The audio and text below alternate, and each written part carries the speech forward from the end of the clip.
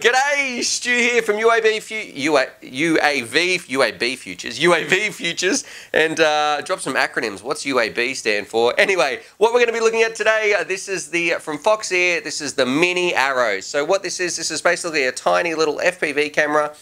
And I'm pretty excited about this because lately we've had some really big innovations in FPV cameras. So we've just started to get some with OSDs in them, which is fantastic for our voltage. Then we're starting to get things like the run cam splits, so some new ways of actually recording and flying at the same time.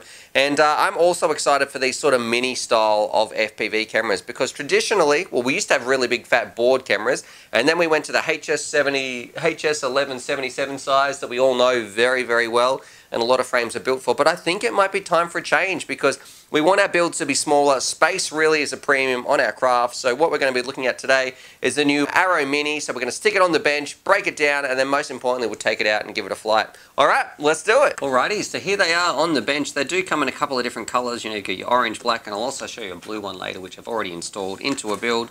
But you'll notice it's not your normal HS1177 size. And the first thing I want to talk about is I think that's a great thing because we want our components to be shrinking. Space is such a premium, so the smaller we can get them, the better it's going to be. Now, there's going to be some growing pains with that. You know, obviously we're not growing, but we're shrinking. There's going to be some shrinking pains, I would say, because the first thing you're going to have to note is this Foxeer, the Mini Arrow, might not fit your frame because a lot of frames have been designed with the HS1177 in mind.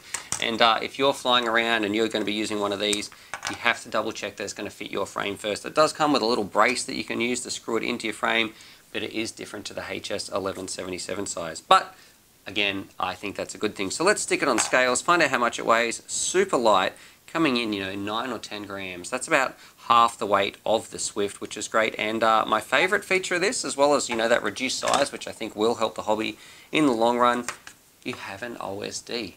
So you plug this in, and it is the OSD exactly for what I think pilots want it for. It doesn't give you RSSI, it doesn't give you any of the garbage that, look, I really don't use for my everyday track flying. What it gives me my craft name, how long I've been flying, and also my voltage, which is probably the most important part. That's how I base all my flights, is how much voltage do I actually have in your battery. And that makes this build super easy to install an OSD because in the past, look, they're getting better because there's lots of OSDs and things nowadays, and especially in the flight controllers, but in the past, it was really difficult to get set to put in an OSD and make it work so easily. This thing is an absolute breeze. It is literally one wire that comes out. You solder it to your positive pad of your, like, you know, on somewhere on your board where it's getting direct voltage from the battery, and that's it. That's all you have to do, and you get an OSD. Now, you do get some other little options right here, so let's have a look. You've got your little brace, I guess, nothing too exciting. You get a whole bunch of cables that come with it, and here's, I'll show you exactly how easy this is. So here's where you screw this part, and screw this part, but clip this part in. This might be the wrong end. Yeah, here we go. So you put this in here. All you're going to have to do, if this goes in, hang on, there we go. All you're going to have to do is snip this. Though all the rest of it goes, you know, to power your VTX, so you don't have to worry about going through your flight controller or anything like that. And the blue wire goes straight to your positive pad on your PDB, and that's it. And you might be saying, Stuart, what's this little cord? Well, I actually think that's a nice little neat inclusion as well. If you want to mess around with your OSD, all you do is just sort of, you don't have to unplug anything, you just plug this in right here. You can sort of, you don't have to unscrew your camera. And traditionally, sometimes it's quite hard to plug your OSD into a camera when it's in your craft. If you want to change some settings in the field, plug this in, power your quad, and then doop, doop, doop, you're ready to rock and roll, go to town, change your OSD setting. But I'm going to be happy to say, when you get it out of the box, everything's set up ready to rock and roll, except for your name. If you want to change your craft name, you're going to have to plug that in, but your voltage and your timer, everything works very flawlessly. Now for me, I'm pretty excited because I like OSDs usually when I'm flying around, and what I had in this build, if you can see, I've simply put it in my Cerberus. So there's the blue one in there. I'll flash some pictures on the screen because it's a little bit crowded to see in here anyway. But it fits quite nicely, and it now gives me an OSD. So if you've got a craft out there and you're like, gee, I really wish I had an OSD, but I don't want to buy a new flight controller or anything like that, but you want to get a decent camera, here's an awesome camera. Comes with an OSD, super easy to set up. And I guess its biggest rival is probably like the RunCam Swift 2, which I think I'll use quite a fair bit. And I just love how easy it is to get set up and using that OSD. So anyway, there it is. What we should do, probably the most important part, because I've talked about its size and how I like its OSD, let's take it out, let's show you guys some DVR, and we'll see what it looks like flying around. Anyway, let's cut down to the field in 3, 2, 1. Alrighty, out here in the field, I've got my old, what is this one? The Cerberus, so from the Flyno shop, but this one never had an OSD, so this is like a perfect opportunity. So we've got the new Foxeer Mini Arrow, which has a built-in OSD. So let's rip it around and we'll check out some of the sort of the contrast and see what does it actually look like when you're flying around. Have a look at some shadows and those sorts of things. All right, let's check out some DVR.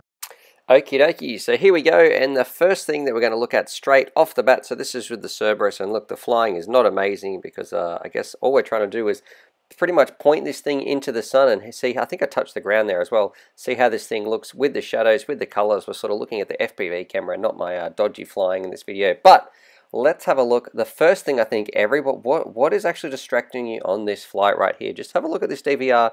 And if you were trying to fly around and concentrate, what part do you think would be sort of bugging you a little bit? Because for me, it's that OSD voltage, which is the most important part. And for me, that refresh rate is absolutely insane. Now, I know the original Arrow, I think, had some issues with like how often it refreshed. It was too slow, but that's crazy. You need to, if you're looking at that voltage, 15, 14, 17, 15, 16, it's really hard to tell exactly what's going on. So it'd be nice if they just slowed that refresh rate down just a little bit, because for me, I found it a little bit distracting. Now here we go, we're about to go into the sun right here, and something that I'm happy to report is those gates were coming up quite nicely. So usually the sun totally blocks those out. It can be very difficult to see, but as you can see with the little, the mini Arrow, definitely not too much trouble or whatsoever. So if you look at the shadows, I think they're sort of standing out quite well. And overall, I felt like it was a fairly warm camera as well. Sort of made everything look not orange, but you could definitely tell that the reds were turned up. Well, not turned up, but just turned up a little bit more and made it look a little bit warmer than what I'm actually used to. Now, of course, if you're after like an extreme light quadcopter, definitely things like this, things that are lighter than the HS1177 make a huge difference, because when every gram counts, I guess if you're going for racing or you're trying to, it means you can put a bigger battery or something like that on there, or going for those longer flight times. So I think that in the future, that's where we need to be shrinking all our components down. And I definitely think that this is a step in the right direction. So again, I guess here's probably the most important part, just looking at those gates, quite easy to see, especially because the sun's right behind them. So that was a really good opportunity to test what is this going to be like in some very harsh sort of lighting conditions. Overall, but I'm a bit of a fan. This was a fun little crash here too, just bouncing off the ground and doing about 10,000 little spins.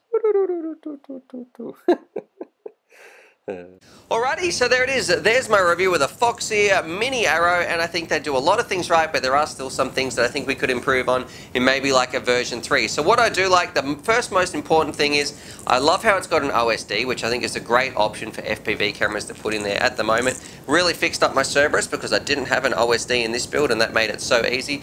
And the second part, and probably the most important part, I really like its form factor. Now I know it is a little bit smaller than the HS1177, but I think in terms of our hobby, our space is at a premium in our quads. So we need smaller FPV cameras, we need smaller flight controller, we need smaller everything that you're going to be putting inside your build. So I know there's going to be some growing pains in the industry, and you will need some special mounts maybe in some other those HS1177 builds, but I think over time, if we can get smaller cameras in there, that means there's more room for other things in here, or you can just have a smaller quad that's packed full of the same technology. So I'm a massive fan. I think people should be embracing this smaller camera style, as long as it does come with a bit of a different mount that you can put it in there. Now, the one thing I did find a little bit distracting, I loved having an OSD, but as you guys can see, that voltage readout was absolutely insane. Now, the first Arrows, they had a bit of a delay when they were reading, so it was just too much and you couldn't really gauge your voltage. They've really stepped it up a notch, or 10, when it comes to the OSD in this one, and I found that voltage, it just totally, I couldn't focus on it to find out what was an accurate representation of my voltage on my OSD, because it was just jumping like crazy. It went to like 3 decimal places and it was changing at like 100 numbers per second. So it actually made it very, very difficult to find out what your sort of voltage was. It took a lot more than just a quick glance down, being able to read the number and then flash back. I think a little bit better would be if you could set it to maybe like a 1 second timer, or it didn't refresh more than once per second. I would much prefer that than like the 100 refresh rate. I know it sounds awesome having such a high refresh rate, but for me, I found it a little bit distracting. But other than that, hopefully you guys enjoyed that. I'll link these Foxeer cameras down below if you want to get them, or find an easy way to put an OSD into your quadcopter. Subscribe for more FPV related content, and as always, happy flying. Alrighty, so hopefully you guys enjoyed that video. Definitely subscribe if you're new to the channel and check out these videos. And I'm also going to leave a little link here to my Patreon page because I've got some fantastic Patreon supporters and I like to give back to them as well. So if you want to join the UAVfutures family, there's things like bonus Velcro straps, little bundles of FPV goodies and things like that that also get sent out. Anyway, happy flying.